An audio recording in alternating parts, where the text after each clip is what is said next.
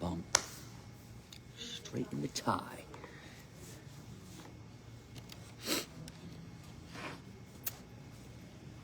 Boop, boop, boop, boop, boop.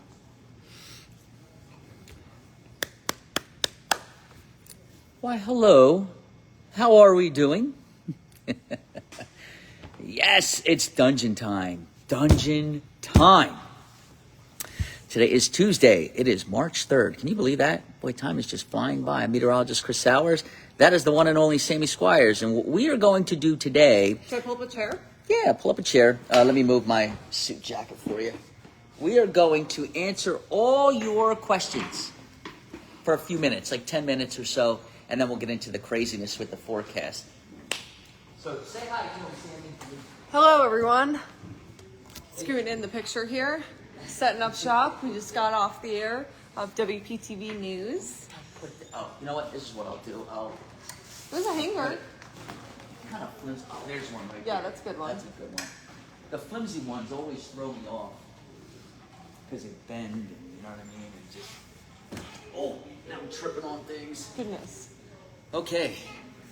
So what we want to do here, what we kind of wanted to do today is, because I get a lot of questions, I mean a ton, and I don't always get to all of them, especially when the weather's busy, which, I mean, if you look back towards the, the winter season, it was busy like every day. It was just crazy this past winter.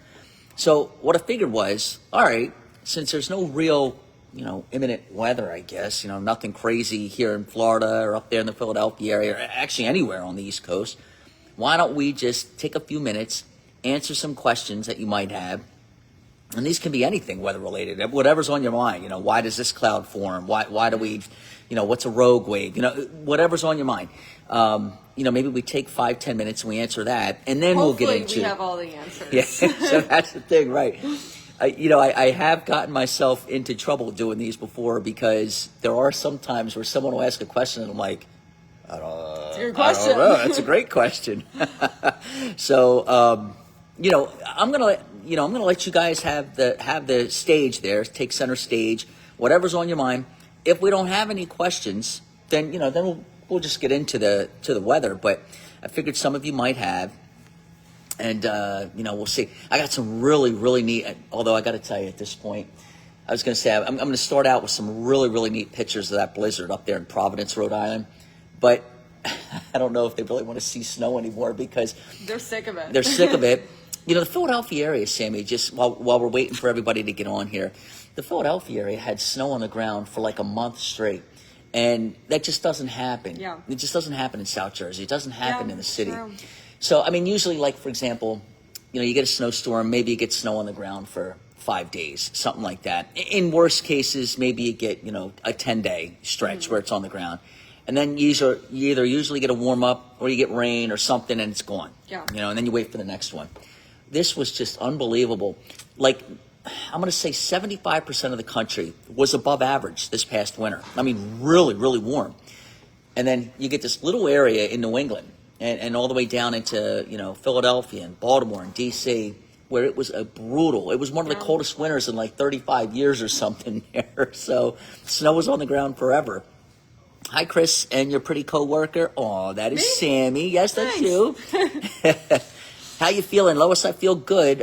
Kidney stone is gone, and I haven't, knock on wood, I haven't had any setbacks. So hopefully I don't. But that was a brutal weekend for me. Does water freeze at? Oh, that was a good one right there. All right, we have a question from. Wait, where did it go? Linda asks, does water freeze at actual temperature or feels like temperature? So do you want to take that or do you want me to take it? Actual temperature feels like is only your perception of your skin. So it only affects humans. Right.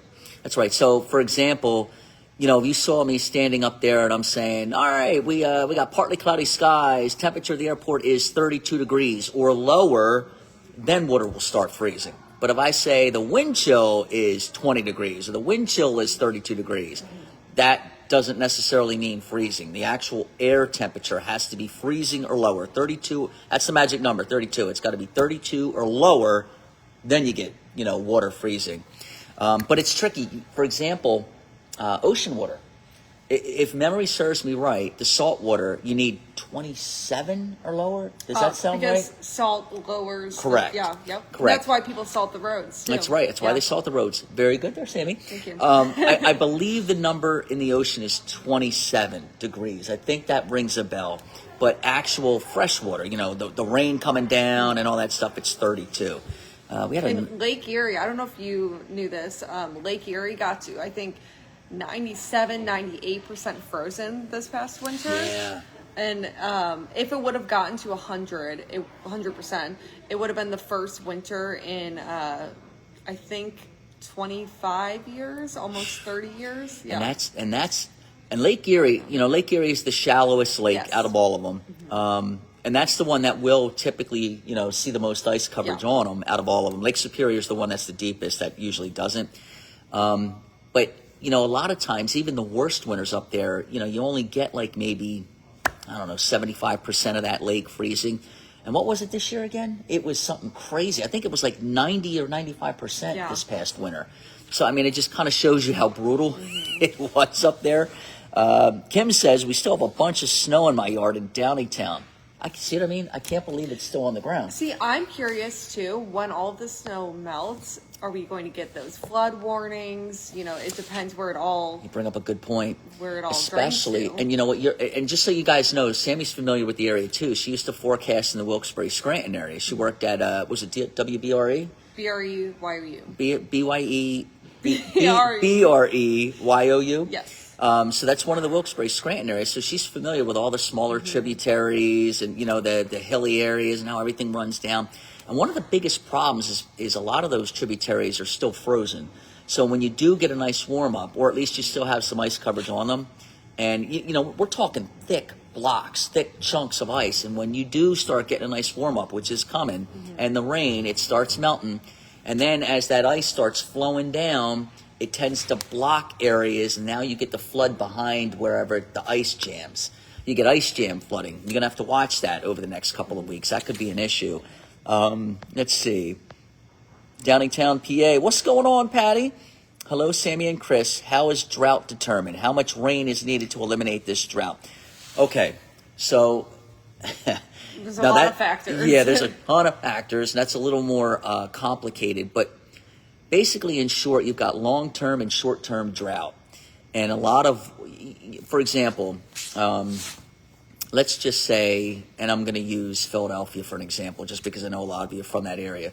Let's say you have a 3-month span, and Philadelphia typically sees, let's go June, July, August. Philly sees 3 inches in June, 3 inches in July, and 3 inches in August. And instead of getting 3 all month, because that's the average, maybe you get 1 in June, nothing in July, and 1 in August. So you should have 9 inches, now you got 2. All right, so you're 7 inches in a deficit. A couple things happen. One, everything starts drying out. They measure soil moisture. So your soil is going to, I can't, see, I got these in again. So it's hard to, these are my Invisalign, so it's hard to talk sometimes. So it measures the content of the moisture in the soil. It also measures rainfall, how much rain have you received. And then there's, as Sammy mentioned, there's a bunch of little things too. And I got to be honest, I don't know every little thing that goes into it. It's kind of issued, it's U.S. Drought Monitor in coordination with NOAA, the National Oceanic Atmospheric Administration. So they kind of team together and they come up with this. And they have a couple things that they look at. But I know one is soil moisture content and the other is rainfall. Do you happen to know any of the others? Well, there's the KBDI index. What is it? Keach-Bryan Drought Index. Okay. And that's measured with like hundreds. So it goes from 0 to I think over 800. And those numbers, so if the number was 700, that usually means that particular area is 7 inches below what they need to be. To be out of the drought? To have the soil be not dry. So. See, just be an example. A lot of things in weather are very technical and not always easy to explain and understand. But yeah, so basically, in short, you're measuring. They're measuring. Oh, did I forget to charge that puppy? I did. Let's see if I can. How did I forget to charge this? Do you have your mic on still? No, my mic is up. Oh, there it is. You know what? I'm going to have to hold this. Oh, is that my mics? No, this is his. Oh, see? My mic is right there. So good job, Sammy. But basically the drought is, they really need to look at the moisture content in the soil and the rain and, everything Sammy said. There's a lot that goes into it. Please tell my family to stop listening to weather app. Oh, yes. Oh, my gosh. Can we please get into this, Sammy? So she said, Adriana Oberton, I believe is how you pronounce the last name, says, please tell my family to stop listening to weather apps on their phones. They need to hear they're not accurate. Are they? I hope they're listening right now. Are they, Adriana, are they listening right now? Because you can record us. Okay. Just record us. They are not accurate. They're awful. Now, look, it also depends on where you are. For example, Palm Springs, California. It's sunny and like That's fair. 80 every darn day down there. So, yeah, it's going to be very accurate because how do you mess that up, right? But if you're in an area where the weather constantly changes, you go past like 48 hours, and sometimes it's even sooner than that. Those apps are awful. My mom, like that blizzard that they got, not the blizzard, there were a couple times where we were supposed to get big snowstorms up in the Philly area. And like 5-6 days out, the app is saying 20 inches of snow, 15 inches of snow. And what did you get? 2 inches, 1 inch. So, you know what I like to tell everybody is with those weather apps, you get past a couple days and just disregard them. For example, if it's Monday and it's calling for 10 inches of snow on Friday, don't even look at it. Don't even waste your time. Look at the chance for snow. There's nothing wrong with that. Where if it says, hey, there's a chance of snow, sure. Compare and contrast. That's the other thing. Basically, what I've always said to everybody, and Sammy, you can chime in here. Know the source that you're getting your weather information from. If it's a trusted source, like for example, I know a lot of you have watched me for 18 years or whatever in the Philadelphia market. You know my track record. You know how accurate I can be. So you would trust my forecast. But if you've got some Joe online that you've never even seen before and you're getting a forecast from that person, you're taking a chance. You don't know his work, But often with apps too, it's not even a meteorologist that is behind it. Very good point. It's the computer putting out those numbers, and nobody's actually checking it. Very good point. There's algorithms, and that's the other thing. So, for example, like all this stuff that I show you guys, when we do the forecast, I'm showing you the European model. I'm showing you the American GFS. I'm showing you the high resolution stuff. Those are known forecast models with track records. Some of these, and they all score. They all have scores too. For example, the European scores very well over everybody else. Those models are scored every year. All right. So the people that do the physics and all that stuff within those models, they try to tweak them here and there, and they use those scores as, what they need to do better. Some of these apps, you don't even know where the information's coming from. You don't know where they're drawing it up from. It might not even be any of the forecast models that we use. So it's really hard. And everybody owns an app now. You know what I mean? There's 6 million weather apps out there. You just don't know where the information's coming from. So in short, stop looking at your apps past 48 hours. Let's see. I saw a good one, Sammy. What did I do? How is your new pet crab? Does Murphy like him? Did you see that thing? What is that? So I was like, what the heck? That was a better How word. did you... Was that in your lanai? It was in a friend's lanai down here. And thankfully it wasn't in mine because I would have took something and whack. He was looking at my... Crab for dinner? Can you eat them? Probably not. I wouldn't. If you guys are just tuning in and you haven't seen this picture, when we're done this, all right, scroll down on my page and look at what my friend saw on his lanai the other day. There's a big crab. What I understand, it's called a land crab. Does that sound right? A land crab? Land? L-A-N-D? Land? Okay. So you don't. No, I've never seen one like that. It was like, I got to tell you, it had to have been, I don't know, maybe 8, 9, 10 inches, and that was big here? claws. It was down here. Like, because I've seen the small ones. That's common. Yeah. Beach crabs, Beach crabs, right. But not that. He wanted a beach crab, and you can't eat this guy either. He's not a blue claw, and he's not a stone crab or anyone. You're not eating this guy. He was, and the one thing that I found interesting was when my buddy took the picture. That crab he's staring him. He's staring at him. He's like this. He's like, come on down here. Come on. The claws the out. claws were out and everything. And I was like, oh, man. But, Sammy, we have seen, since we moved down here, we've been down here almost 18 months now, we have just seen the wildest stuff down here, stuff you don't get up in Jersey. Have you seen a gator yet? So the first week I was here, work took me out on a fan boat on Lake Okeechobee. Oh, yeah. And so I saw probably 20 gators then. Mm-hmm. And since then, we've gone to like Lion Country Safari. We saw a couple gators there. And we went to like a zoo or something, the Palm Beach Zoo. Saw a couple gators there. Outside of that, we have not seen a gator in the wild. I went to the Cognizant Classic, and I was watching the golf, but also I saw There was a gator there? there were small gators. Yeah, I was live at the Cognizant Classic. I know. There was He could have gators been there? coming for you. See, you got to watch yourself and watch your doggies. Don't walk your dog by water down here.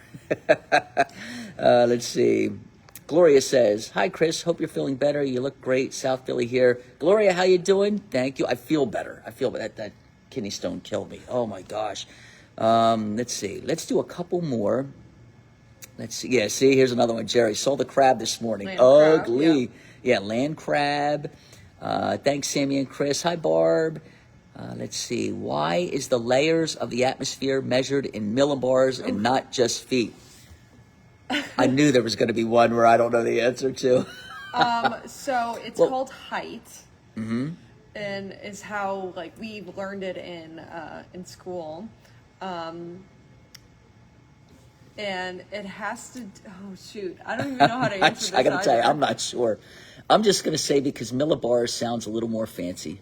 Well, it sounds it's more fancy pressure. than feet. So they're measuring it in the difference of pressure at different heights of the atmosphere. And that is the reason why. It's not a good answer. I'm so sorry. Mike says, and Chris, we trust. Thanks, Mike. I appreciate it. You know what? Get on here real quick. Google that. Google that question. That was a good question. Why do we measure the atmosphere in millibars and not just feet? That's a very good. I knew I was going to get one or two where I didn't know. How is your new pet crab? All right, we saw that. Hope you're feeling better. Thank you. Let's see. Don't follow the apps. Tune into local channels. Let's see. And look at the iPhone app. Panic and check your Facebook page. That's awesome. That's great, Robin. That's funny. Rose says, hi, cousin. Jerry, Chris, it's still wet. It's still, I guess, raining in Huntington Valley. Okay. Guys, give me a shout out. It's my birthday. Happy birthday, Alan. Happy birthday, Alan. You didn't tell me how old you are here, Alan. We need to know how old you are, buddy. Sammy said 20 inches of snow in Los Angeles. I swear. 20 inches of snow in Los Angeles. In LA. That would be a record. That would be the world's ending. You ever see that movie? What's the movie? Where, Day After The Day After Tomorrow. That's I was what just that would talking be. about that movie today. That's a good weird. one. That's a great movie. Who makes up the names of the hurricanes? That's the National Hurricane Center, right? They're the ones that come up with that? No, what is it? Meteorological, WMO. Oh, they're the ones that do World that? Meteorological Organization. They are predetermined, and there's 6 different lists, I think, that they rotate between. And if you get like a major hurricane, they phase out that name. They're supposed to be easy to pronounce and common. They're Easy not to always. pronounce. They're not always. I'll never forget. Do you guys remember this? Remember when we got Isaias? Isaias. So much for easy to pronounce. You know what? I got that one down because I kept thinking in my head quesadillas. There you go. And that's how I got it. I'll never forget. I was working, you don't know, Dave Murphy, when I was working up at Channel 6 in Philadelphia. And it was me and Dave Murphy. We were tag teaming this thing because it came in during the morning and I was operating the radar and he was the one live on the air. And the storm was Isaias. And we must have called it 10 different names before we finally called it Isaias. Yeah, we were it's just, hard. I don't even know what the heck we were saying at the time, but it was different every time. Did you find out the reason why? So, Why we use millibars instead of... well, so this says worldwide standard for weather data. Write this. Say, why do we measure in millibars instead of feet? Oh, Oh, And that's yeah. You just it said was my instead of fault. MB. I said, why do we measure in millibars instead of millibars? No wonder Sami I'm not Squires, getting the ladies and answer. gentlemen. All right, we use millibars instead of feet for air pressure. Let's see. Scale of air pressure changes. Atmospheric pressure changes are small, often just a few millibars. And these small changes can signal okay. big weather shifts. Millibars allow meteorologists to detect and report these subtle variations accurately, which is essential for forecasting. That doesn't tell me squat. So why not feet? So We'll get to the bottom of this. it's supposed to keep numbers manageable and easy to remember. Yeah, psych. I mean, What's wrong with feet? I'm guessing if it's a worldwide standard, that's why we wouldn't use feet. But Oh, that is a good point. You're right, because it is something that is and we're worldwide. comparing pressure to You're right. Just But it's- normal height. You know what's funny, Sammy, is Wait, I think I know it. Okay, go ahead. Oh no, I'm not going to explain this well. Okay, because the height can change depending on the pressure. That is true. So we Oh. can't just refer to feet because Well, feet, think about it. 500 millibars, 20,000 feet. 850 millibars, 5,500 feet. I mean, there's a foot for every millibar out there. So why couldn't you just use feet? You know what I mean? Yeah. To me, but I get your idea with the whole world thing because Yeah. not everybody uses the same system we standard. use, right? So maybe that's it. Maybe that's what this is.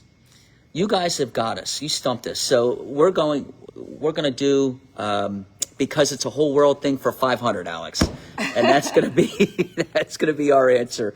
What was that show? Final answer? Yes, final answer. You remember? And then it would go do do do. Oh, it was the show on ABC.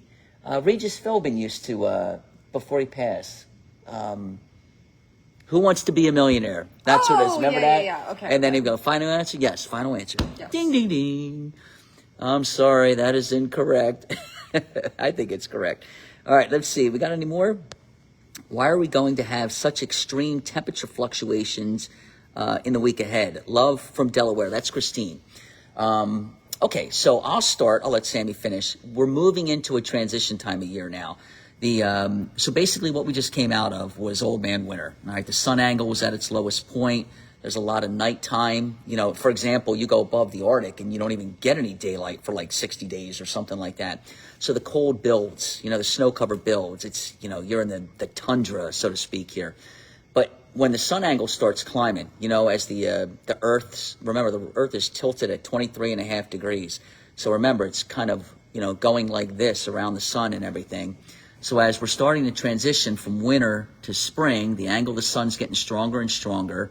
The daylight hours are getting longer, and we're moving out of, that tundra, if you will. It's a transition time of year. And so you start getting good winds. And the winds change direction, they change with speed, they change with height. And so, the fall and the spring are transition time of years, and that's when you get, these crazy extremes. You have old man winter trying desperately to hold on. At the same time, you have spring trying to come on like gangbusters. So it's a collision of the two, seasons. They're trying to battle it out. And then eventually what happens is you get into summer and you get out of the transition and now it's hot every day. And now you're saying, oh my gosh, now there's no more extremes. It's just 90 every doggone day. But then as you get out of summer and you get into, fall, you're going to start getting the extremes again as you're preparing to go into winter. I hope that makes sense because I know I did some rambling in the beginning. Sound about right? No, I mean I thought that was good. Okay. I'd say the only other thing is water temperature. That with the change of when the water temperature is still really cold and you have this warm You talking about air, oceans? Oceans, lakes, even Okay. you have the lake effect. It could cause severe weather and you get those crazy shifts in weather. Yeah. Jerry's saying with all the snow and rain, we're still in a drought. I don't get it. Well, the thing is, unfortunately, I don't live up there anymore, and I don't know how much rain that you guys have picked up, but let's just say it's a decent amount, because for you to be commenting like that, it's, I guess it would be a decent amount. So some of it, the only thing that I can think of I is, can pull it up. yeah, I don't know exactly how far in a drought you guys are, but the only thing that I can think of is some of the rain that you've picked up, maybe it's running off because your ground has been frozen for like, what, 6, 7, 8 weeks now. So any rain, any really good rain that falls, it can't seep into the ground because the ground is an ice cube. So it runs off. So that would be my guess. And you still have snow on the ground in some areas. So that would be my guess. But what'll happen here is you're going to start really getting into a nice stretch of weather here. We get some 50s and 60s and even 70s. Everything's going to thaw out. The snow's going to melt. The ground is going to start thawing out. And all the moisture from that snow, plus the rain you're going to get, will start seeping into the ground. And then you should start pulling out of it. You have something there, Sammy? So since the 1st of January, looks like, I mean, only an inch below normal, but still below normal. And this is... So because it's not a huge deficit, I think I'm on to the right idea. I think a lot of this is not able to seep into the ground because the ground has been frozen for at least 6 weeks up there. And so it all runs off. You know what I mean? Like it all runs into the creeks and the streams, and then it runs into the bigger tributaries like the rivers, or it runs into the drainage systems. I think that's the right path. It'd be different if you guys were like 3, 4, 5 inches in a deficit, but apparently you're not. Allentown, 2.5. Okay, that's a decent amount. Yeah. Up there. That's a decent amount. Oh, wait, You're in a surplus there. Yeah. Where's that at? That's Georgetown. So that's Sussex County. That's extreme southern Delaware. But yeah, that would be my guess. All right, finally got rid of the snow in my neighborhood in Delco. I worked this weekend, but next Tuesday, my day off, 72 degrees, baby. You're getting pretty close to what we see here in South Florida. Yeah. We're not too far off at 72. No snow on my side of the street, but still piles across. You're going to have piles on the ground for a long time, a very long time. Let's answer one more. We'll get into a quick forecast. She's got to go home to her hubby. Let's see. My dogs. And her dogs. Can't forget about that. When you talk about high and low, here we go. Always the pressure ones. I never get the pressure ones right. Or when I do explain them, I tend not to explain them it looks like a clear. long question. All right, here we go. So this is by Diane, and she says, when you talk about high and low pressures, how does that actually manifest? Is the sky wide open with high pressure and low pressure? And low pressure, it's blocked. So you could have low level, low pressure, high pressure, and you could have upper level, high pressure and low pressure. So I got an idea. Okay. I'm going to do this. I want you to point this at me because I'm going to do a hand demonstration real quick. All right, hold that real quick. All right, so I remember learning this in school, but I don't have the visuals that I need. So let's just say surface, upper levels, okay? When you have low pressure, your pressure gets squeezed down like this, okay? I'll give you an example. There was a cold shot 2 winters ago where the pressures got so low that Mount Washington was briefly in the stratosphere. That's how, you remember that? Yeah. That was wild, right? And they had wind chills almost to 100 degrees below zero. It was crazy. So the low went over Mount Washington and the pressures just surface, again, upper levels, and the pressures just kept dropping. So you're squeezing down the atmosphere, the lower the pressure, all right? High pressure, you're expanding, right? Or maybe expanding is the wrong word, but high pressure, you're going up. Lower pressures come down like that. So that's how you're measuring the pressures. What was the question again? Oh, when you talk about high and low pressure, how does that actually manifest? The wind. The pressures build because of the wind. Remember, you have the Coriolis force. Everything is turning around the Earth, and it's the difference in temperature between the pole and the equator that creates the wind. That gradient creates the wind, and then the wind creates the pressures, and so on and so forth. So I guess actually it would all stem technically from the sun, because the sun is the thing that provides uneven amounts of heating across the globe. Mm-hmm. So the sun would create it. The sun creates the wind creates the pressures. I guess that's probably in short how it all happens. I will also add, with our hand motions here, high pressure moves clockwise and low pressure, the air moves counterclockwise around it. That's very important too. And that's why, if you remember, I'm always saying for the folks on the I-95 corridor, you need the low to be off the coast if you want to be in the sweet spot for snow, because it's counterclockwise winds around the low. If you put the low west of Philly or west of the I-95 corridor, your wind is coming in out of the south. Well, that's a warm wind flow. But if your low is off the coast, your wind is coming out of the northwest. That's a cold wind flow. You're drawing that cold air straight from Canada. So that's part of the reason why you need the lows on the coast or, offshore if you want a good snowstorm up there. All right. This was good. This was fun. We should do this more often, especially now that the weather's getting quieter. Okay. We should make it like Stump the Meteorologist. Well, they did. There was at least one that stumped me. Exactly. The funny thing is we actually looked for the answer on Google AI, and I was still like, what? Okay, we'll get into some I'll let forecasts. you guys go, but nice seeing you Say all. bye. Bye. Good job, Sammy. I'll see you tomorrow, right? You're Yeah, gonna be here see you tomorrow? Okay. Let's this is Disney's club level. I was looking at wanted to show you guys this real quick.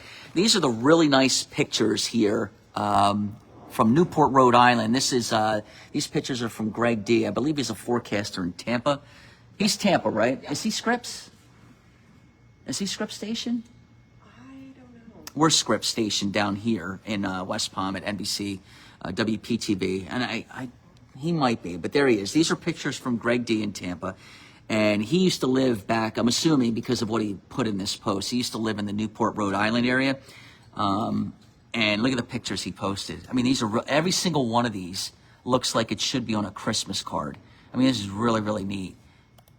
Look at that one. Look at that one. Look how deep that is. Boy, you guys got a huge snowstorm. I'm so jealous. You know how much snow we got here in West Palm? 0. We didn't even get a flake. We're never going to see a flake. We're never going to see a flake down here, I know. But look at how pretty all this is. Really nice stuff. Look at that. Okay. All right, let's show you what's going on here. Bye. See you, Sammy. East Coast, West Coast, Canada, Mexico, Florida. That's the Gulf right there. There's Texas. Philadelphia area is right there. Remember, blue is snow. Wintry mix is this pinkish color. Green is rain. And what we'll do is, this is what you guys had this morning. You had some icing. All right, it's clearing out now. And now you're going to get the rain. You're getting the rain right now. This is going to continue through early tomorrow morning. All right, tomorrow morning you're going to wake up. All right, look at that. You're probably going to see a lot of clouds. I haven't checked the local forecast there, so I'm just judging this off the model. But you're probably going to see a lot of clouds really early in the morning, damp roads, obviously, because it's raining, and a little bit of leftover drizzle and mist. All right, maybe some fog, too. You're probably going to see a lot of fog, actually, because there's still snow on the ground, and that's going to be melting. So there is Wednesday afternoon. Looks like more showers. All right, there's clearly a front here. That's why you see this line. And then as we get into Thursday, more showers. All right. And then as we get into Friday, oh boy, you guys are in a really nice stretch up there, aren't you? More showers, at least early in the morning. Looks like you may try to clear out during the afternoon, but look at look at this. Look at how far to the north this is. Wow. Wow, there's Saturday. And then there's another front here, right? There's some rain as we get into Sunday, late Saturday, early Sunday. And then you got this guy here. Remember we were talking about this little bowling ball feature. This is going to come across. All right, and this is going to produce. All right, now this is the thing that could produce that severe weather. You guys remember we were talking about the dry line yesterday? But look how far the rain snow line is.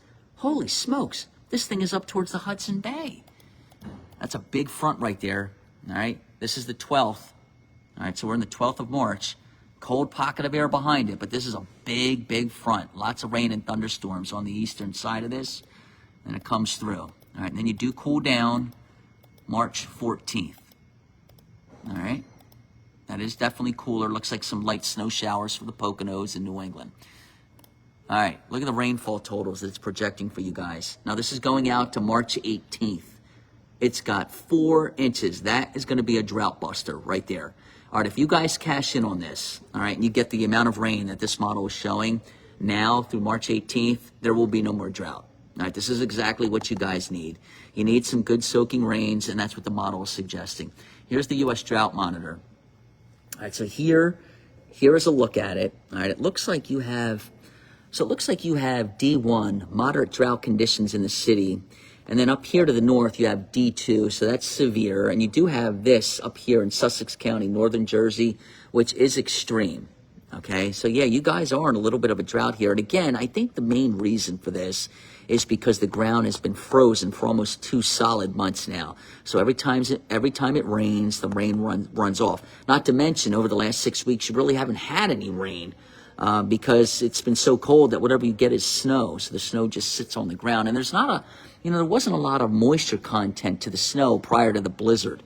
All right, so I think those are the reasons why. All right, here's the dry line. I showed you this yesterday. So this is current.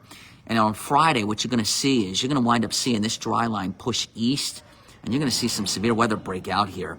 Take a look at the Storm Prediction Center. There it is. All right, so right here, dry line's going to push east, and you're going to get some rough stuff out here. There's a look at it. Let's show you the dry line moving. All right, so what you're looking at here, dew points, bone dry, muggy. All right, watch the dry line. See how it tries to shift? It tries to pull away. Now remember, these are all mountains. These are the Rockies. So you get the downsloping winds, all right? That's what creates the dry air, all right? So that dry air sweeps southeast. That dry air undercuts this warm, soupy air and forces it to rise, and the result is huge supercell thunderstorms. And you're going to get it right there. You see it pushing east, all right? So as it pushes east, bang, you get the explosion. All right, so you're going to get in some of the heavily populated areas here that are under the gun as we get into Friday are Oklahoma City, Kansas City, Tulsa, even Chicago is a slight risk here, Dallas, Fort Worth, Milwaukee, Omaha, all of those areas could end up seeing some pretty rough stuff. St. Louis is on the edge of this. All right, here's a look at the ensemble real quick. We'll end with this. And just like we always do, this shows the above normal temperatures. This shows the below normal temperatures. And, this is showing some warm air coming. A lot of warm air. You're going to get some big ridging in the east. That's a lot of warm air. All right. Now, you got to watch the backdoor fronts. It looks like there could be a couple of backdoor fronts that cool you guys down or prevent you guys from getting too overly warm. That's typical. But you can see what's going on here. There's no Arctic air in sight. All right. Huge warm up. Then as we get into, wow. Holy cow, that's the 11th. That is almost 30 degrees above average. Holy smokes. That's on the 11th. Whew. So what's the normal high? Well, geez, if it's 50 degrees, that would put the high around 80. We'll see if that actually pans out. But here we go. You see the cold. Remember, we've been talking about this for weeks now. There will be some colder days. There will be cold shots that last 2 or 3 days. All right, here's one of them. That's the 13th, but it comes and goes. You warm up. All right, 14th is warm. Here comes the 15th. 15th is slightly below average. 16th is chilly. 17th, right there. That's the 17th. 17th is chilly. And there's the 18th, all right? But remember, like I've been saying, these colors don't mean the same thing anymore because the average highs and lows are rising. So again, you get this in January, you're talking about highs in the 20s. You get this in late March, and your highs are in the 40s. You see the difference? So sure, this is going to be chilly. Yes, the overnight lows are going to be cold, but this is nothing even remotely close to what you guys dealt with in January or February for that matter. I mean, look at this. You saw the greens and you're still talking about a high of 51 on Saturday. So 40 was today's high or somewhere around there. Look at this. Tomorrow you're up to 55. Backdoor front, so 51 Thursday, 46 Friday. Bang. The front comes back in the form of a warm front. You're up to 71 on Saturday, 68 Sunday, 67 Monday, 73, 75, 69. Here comes the cold front. You cool down to 45 on Friday, back up to 51, 42, 44, and then that cold shot goes. It leaves you, and you're right back up into the 60s, okay? And so that's what we've been, we've been, you guys that tune in, every day and you watch me, one, I say thank you for that, and two, we've discussed this. There's no sustained cold coming. There's going to be some brief cold shots that last maybe 2 or 3 days, and that's about it. Now, here is the $1 million question. Remember, and I've been very adamant about this, it could snow in June if you line things up. All right? It doesn't have to be overly cold. It just has to be cold enough. You can be in the middle of a mild pattern. Remember the blizzard of, I think it was was it 2018? Might have been the one that produced 30 inches of snow in Allentown. I always use this as an example. That was a really mild pattern we were in. It was actually a pretty mild winter. And then bang, all of a sudden we get that blizzard. Blizzard conditions were actually verified. And then what happened? We got cold weather for 2 days, and then we went right back to the mild stuff. So it doesn't have to be overly cold to snow. It just has to be cold enough. And that means somewhere the atmosphere has to be 32 degrees. You know, that layer at 5,500 feet and up has to be below 32 degrees. If it's at 32 or 31, that's just cold enough. That's certainly, you know, temperatures. Air temperatures could be in the upper 30s and it can snow. So, you know, we'll have to watch it because you can, let's put it this way. You see this right here.